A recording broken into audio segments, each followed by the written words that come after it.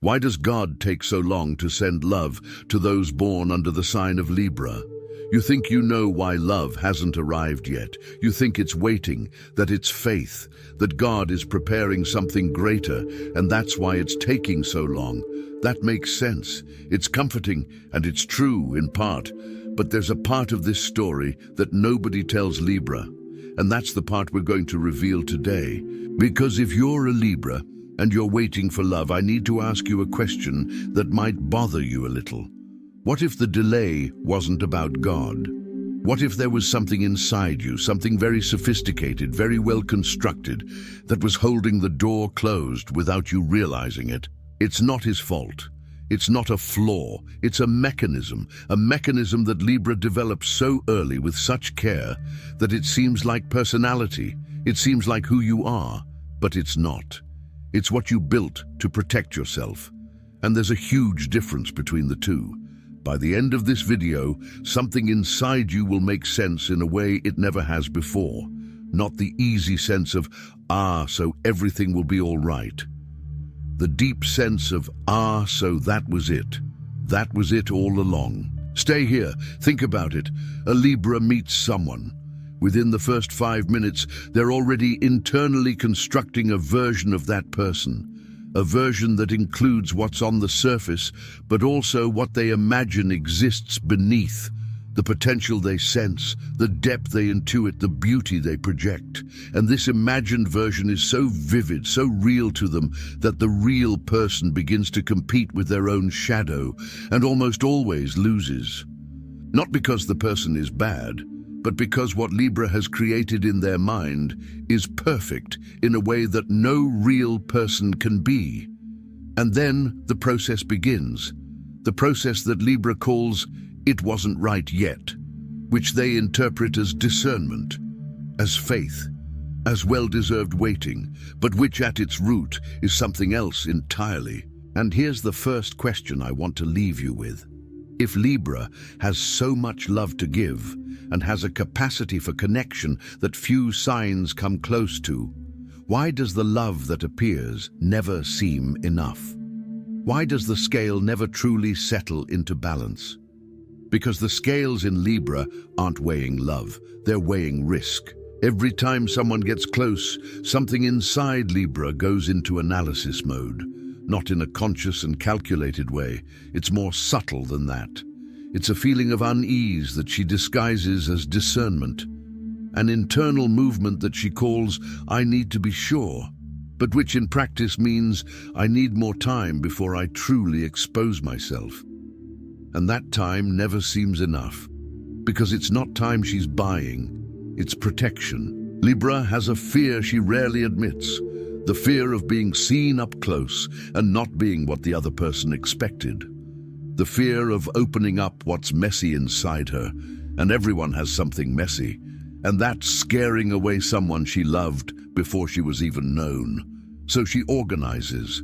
She presents the most balanced version of herself, the version that needs nothing, that is fine alone, that radiates lightness. And the more she does this, the more she creates a distance between who she is and the person being loved.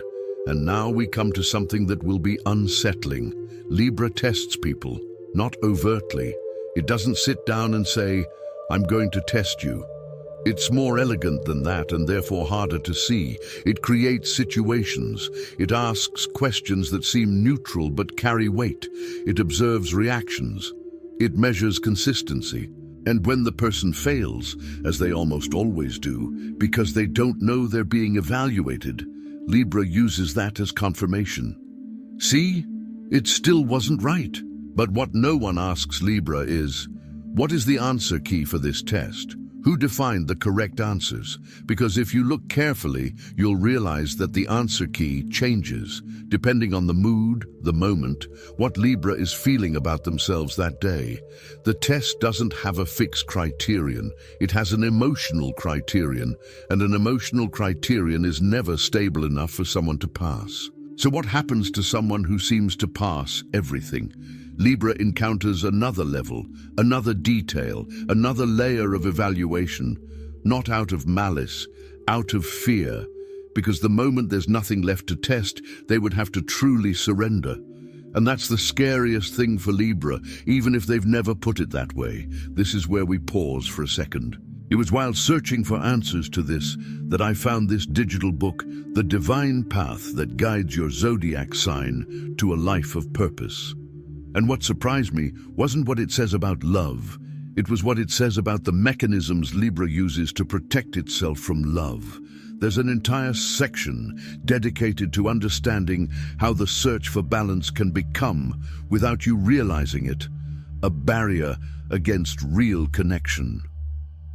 It's not a book that tells you you're going to find someone. It's a book that helps you understand why you haven't yet let someone truly find you. There's a huge difference between those two things.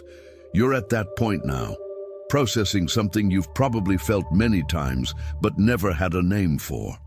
That discomfort of recognizing a pattern that's yours. It's not time to let it go. It's not time to say interesting and keep scrolling. It's time to go deeper while that recognition is still active within you. The link is in the first pinned comment, but be aware, this content may be taken down. Click now and download your copy. And before we continue, tell me in the comments, when you think about the love that hasn't arrived yet, do you feel like you're waiting for something or avoiding something? You don't need to be sure. Doubt is already an answer. Now let's continue, because there's something about Venus that nobody really explains properly to Libra. Venus isn't just the planet of love. Venus is the planet of value, of what you consider valuable, what you think you deserve, what you use as a measure to assess whether something or someone is good enough. And here's the crux of the matter.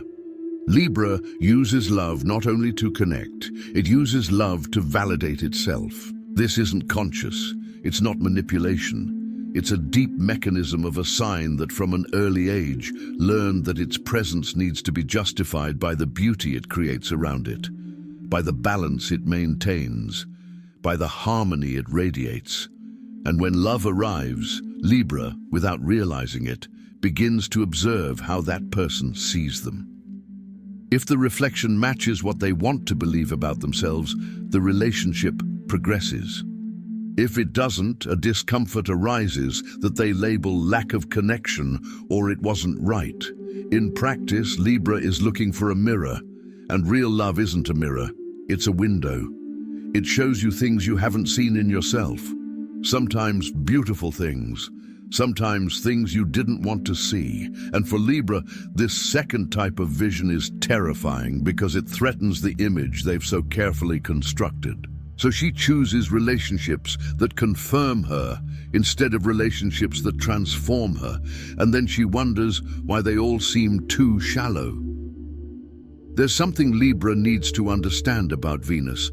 The planet doesn't promise eternal love. It promises that you will learn your worth and that this learning will hurt at some point. Because true worth isn't what others give you back. It's what you carry with you, regardless of the reflection you receive. Libra hasn't fully learned this yet, and that's why she keeps waiting for someone to make her feel worthless, when what she needs is to stop placing her own value in someone else's hands before even letting them in. This pattern we just named, seeking confirmation through love, is exactly what the book, The Divine Path That Guides Your Zodiac Sign to a Life of Purpose, directly addresses. Not as a theory, but as a map. It has a section specifically dedicated to Libra's relationship with Venus and what happens when self-worth becomes conditional on external approval. It's the missing piece in the conversation about love and Libra. Not how to attract, but why I still don't allow myself to be truly attracted. Anyone reading this now knows what I'm talking about. It's not the first time you've felt this way. And that's precisely why the time to act is now, while the recognition is here, present, not tomorrow, when routine swallows everything up again. The link is in the first pinned comment. The last copies are running out. Click now and begin your journey towards the clarity and genius you deserve.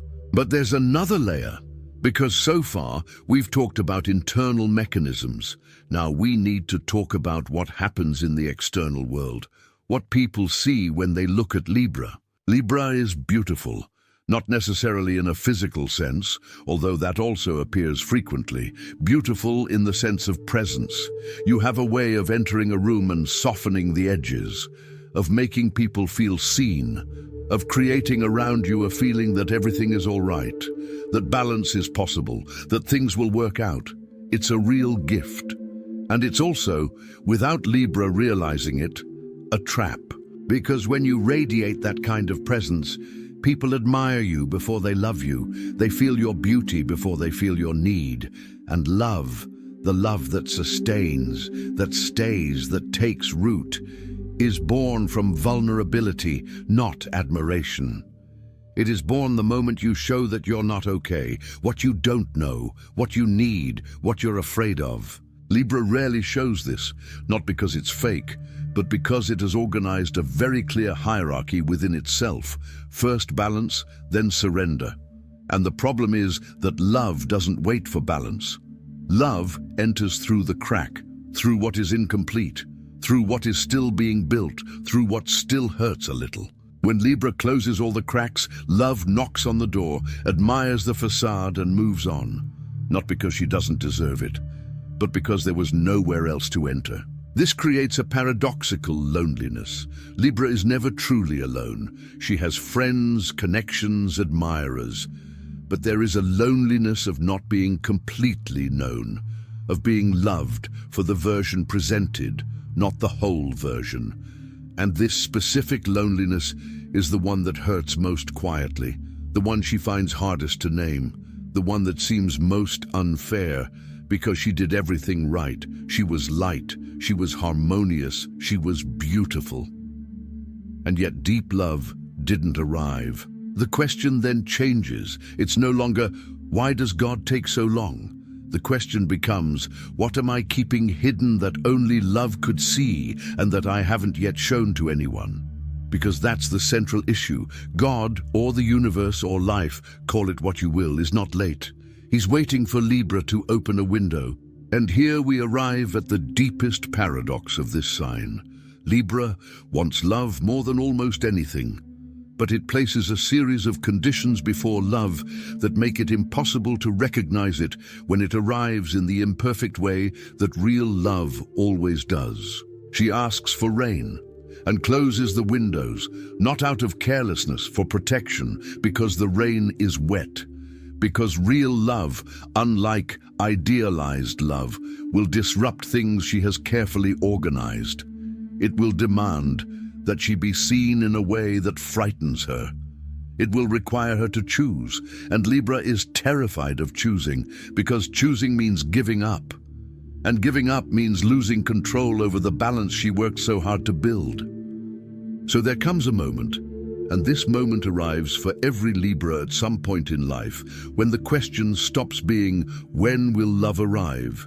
And becomes, what would I be willing to show to let love in? Not ideal love, possible love. The love that is already trying to arrive in ways that Libra discarded because they weren't the way they imagined. This is where Libra's spirituality, which is genuine, beautiful, and real, needs to be turned inside out. Because faith isn't passively waiting for perfection. Faith is trusting that the imperfection knocking at the door might actually be what you asked for, just without the packaging you had imagined. This third angle of the book, the divine path that guides your zodiac sign to a life of purpose, is what impressed me the most. It doesn't talk about attracting the right love. It talks about unlearning to reject real love. About what happens when Libra begins to distinguish within itself what is genuine discernment and what is fear disguised as judgment. This is the most difficult and most necessary task that this sign has before it. If you've made it this far in the video, you're ready for this job. Not everyone is, but you are. The link is in the first pinned comment. The last copies are running out. Click now and begin your journey towards the clarity and genius you deserve. And then we come to what is perhaps the most delicate part of all this. Libra, throughout everything we've discussed here, has been constructing a narrative that protects and binds her at the same time. The narrative that the love she deserves hasn't arrived yet because it's not the right time, because God is preparing, because the right person is still being formed somewhere. And this narrative isn't a lie, there's truth within it. The problem is when it becomes a place to dwell, not a state of passage, when waiting ceases to be active faith and becomes passive comfort. When it hasn't arrived yet starts to sound more like relief than pain. Because if love were to arrive, real, messy, demanding, transformative love, Libra would have to move. It would have to be seen. It would have to choose. It would have to relinquish the silent control it exerts over its own love life. And there's a part of Libra that doesn't know if it wants that. Not yet. Not completely. This is not weakness, it's honesty. And honesty is, paradoxically, the first step towards change. Because Libra doesn't need to be fixed to deserve love. She already deserves it. She already has it. What she needs is to stop using love as proof that she doesn't need fixing, to stop turning the relationship into a courtroom where she is simultaneously being judged and judging, to stop waiting for the perfect version of something that only exists in imperfect form. There's a song you already know by heart. You don't need to listen to it from the beginning every time. Sometimes it's already playing all around you, in someone's small gestures, in a presence you haven't yet let in because you were waiting for another melody. And the question isn't whether the song is beautiful enough. The question is whether you're willing to finally stop and listen. Libra carries within itself the archetype of the most refined love in the zodiac, the ability to create beauty, to perceive harmony where others only see chaos, to transform presence into art. This is not something it learned. It is something it is. And when this ability stops being directed outward and begins to be directed inward, when Libra begins to apply to itself the same kindness it so generously offers to others, something changes. Not from the outside, from within. The delay wasn't punishment. It was the time Libra needed to get here, to ask the right questions, to turn upside down the beliefs she carried without questioning, to realize that the love she had sought her whole life wasn't hidden somewhere else. It was being kept at a distance by the fear of not being enough to receive it. But Libra is enough. It always has been. And the love she imagined, the love she felt in the form of a promise, the love she never completely abandoned even on the longest nights, that love exists. And it's not afraid of the cracks. It's not startled by what's messy. It doesn't need the balanced version of Libra. It needs the whole version. And when Libra finally opens the window, not all the way at once, maybe just an inch, the rain she's been longing for so long begins to come in.